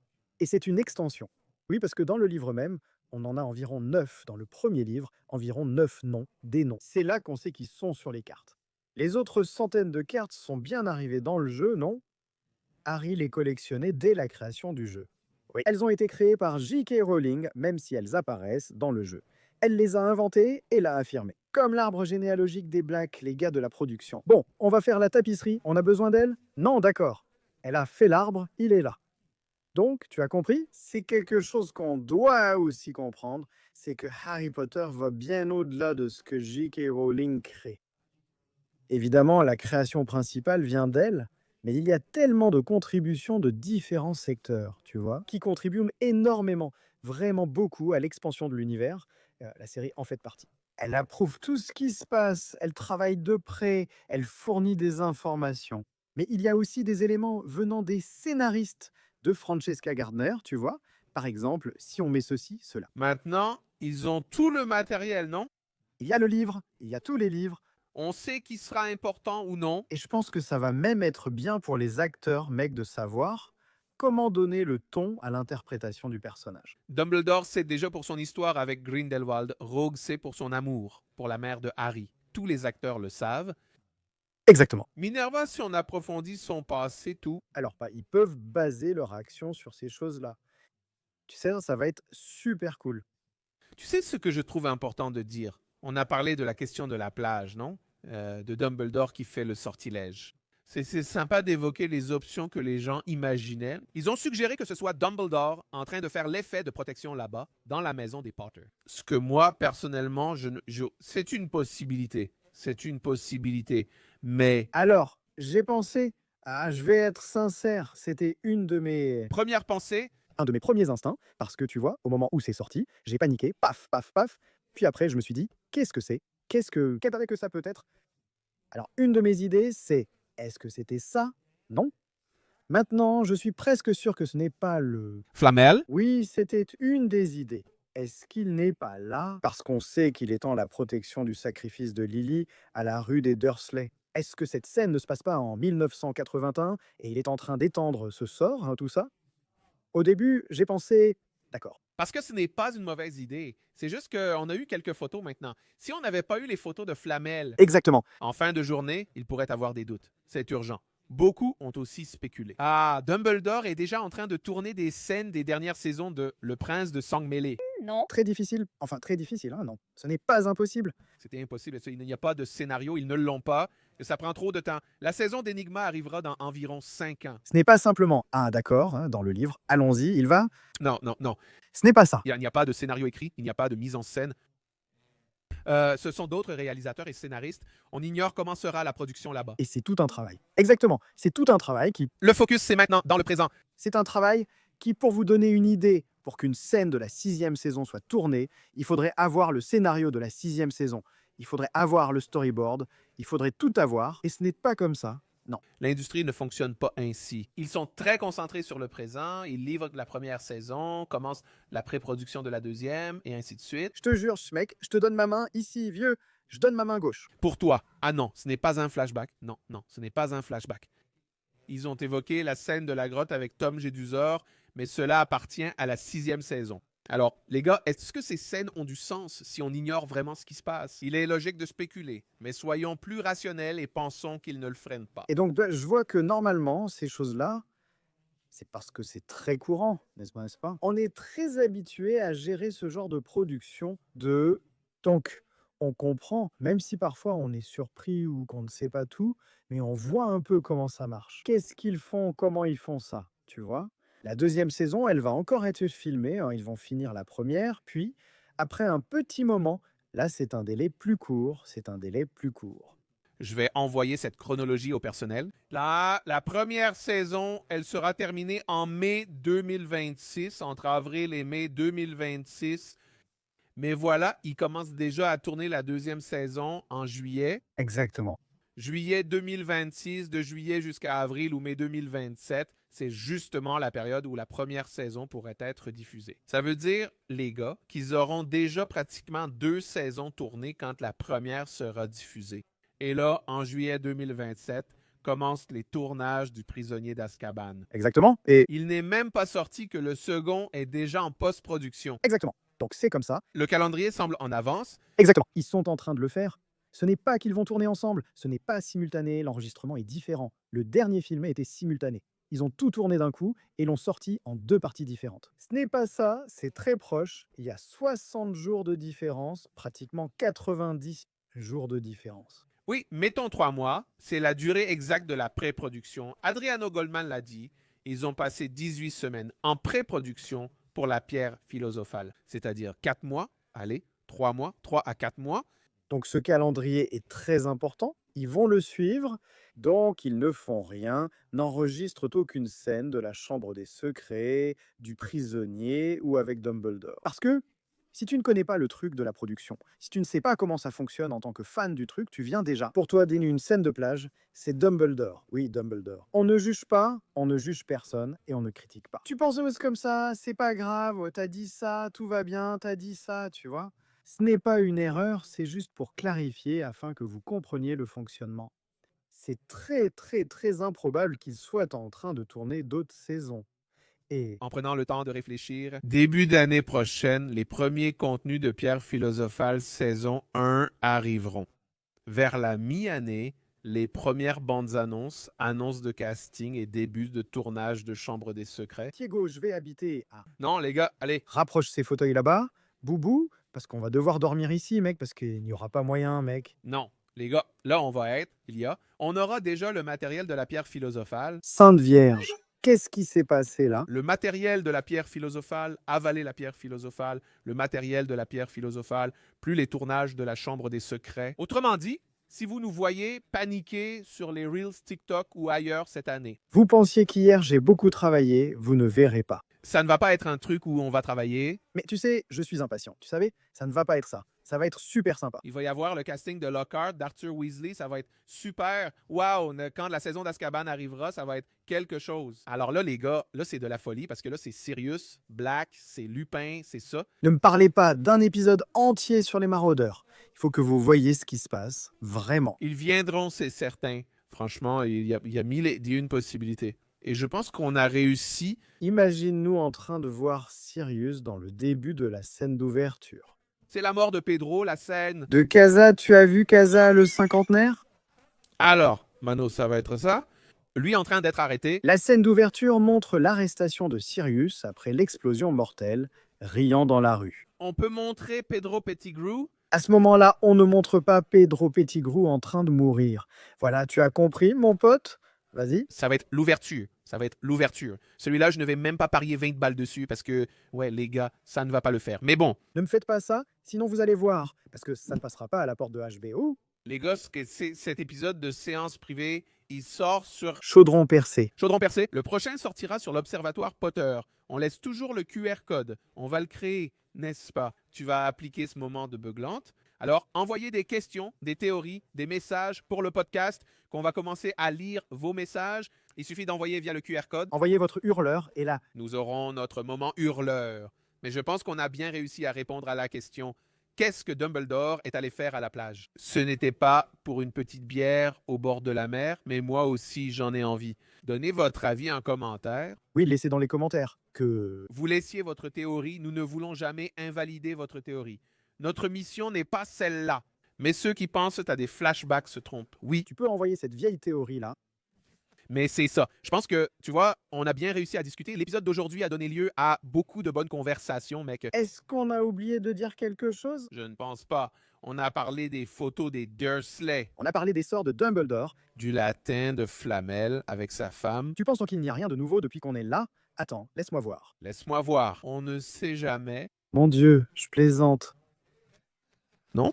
Ah, tu m'as fait peur. Non, il n'y a rien. Il n'y a rien sorti? Oui, rien n'est sorti ici, mais ça peut arriver à tout moment. C'est comme ça, les gars. Parfois, on reste ainsi. Je vais parfois à la salle de sport et reste 1 heure sans téléphone. Dès que je sors, ce sont des crises et des cris. Impossible de rester sans téléphone aujourd'hui. Mec, non, je ne sors pas. Diego, hier, moi, Diego Flamel est sorti. Moi, j'étais au salon de coiffure. Hein. J'ai dit, bah t'es fou, mon pote. J'ai dit, un jour comme aujourd'hui, tu vas te faire la barbe. Le gars avec la serviette chaude sur mon visage, et non. Et le monde de Harry Potter en train de brûler. Harry Potter vit son aventure pendant que Diego écoute de la musique d'ascenseur. Les gars, tout ça, c'est pour vous. Et regarde ma barbe, comment elle est, mon ami. Tout ça, c'est pour vous. Ah, oui. On dirait que je suis le prisonnier d'Azkaban. Hier, je n'ai même pas mangé, tu comprends. J'ai dit, mec, ma priorité, c'est le champ de bataille. Je vais déjeuner aujourd'hui. D'hier, je vais déjeuner aujourd'hui. Toi, tu es pas arrivé avec des priorités. C'est moi, je me rasais. Les gars, c'est quoi ça? J'ai bossé comme un fou. Katharina, papa, sors l'enfant, j'enregistre. Je plaisante jamais. Elle a participé à la vidéo. Elle est entrée dans la chambre en riant. Papa, tout va bien? Non, j'étais comme ça, c'est Flamel. Elle riait, j'ai dit, fille, c'est Flamel. Tu sais qui c'est? Elle, non. Moi, Pierre Philosophale, elle, ah. J'ai compris. Katharina ouvre la porte. Tout va bien, papa? Papa, t'es devenu fou, non? Elle, moi ça va. Que oui. C'est juste qu'elle n'a pas encore l'âge de dire ça. Mais un jour, elle dira, Raïssa, papa est devenu fou. Imagine-la, Quand le casting de Sirius Black sera annoncé, t'es fou. J'aurai déjà mon fils et ma fille. Deux, un fils et une fille? Un fils ou une fille, c'est ça ce que j'ai dit. Et si ce sont des jumeaux, Fred et George? Tu vas passer par là. Pourquoi n'as-tu pas cité Harry Potter? Qui c'est vrai? Tout le monde demande pour Katharina. Je n'ai rien dit. Je t'ai dit que mon fils va s'appeler Harry? Non, je rigole. Hermione. Ronaldo? Ronaldo. Oh là là, c'est very nice, Snape. C'est cool, non? Non, tu as, c'est brésilien. Les gars, je voulais remercier encore une fois. Nous sommes très heureux du résultat de ce podcast. Nous avons réussi à parler de tout. Je pense que la question a été clarifiée. Comme d'habitude dans ce podcast, Attends, tu n'as pas dit ce qu'on doit dire ici? quoi? Que le C100 Reserva d'Aistek est déjà arrivé parmi les 10 podcasts les plus écoutés.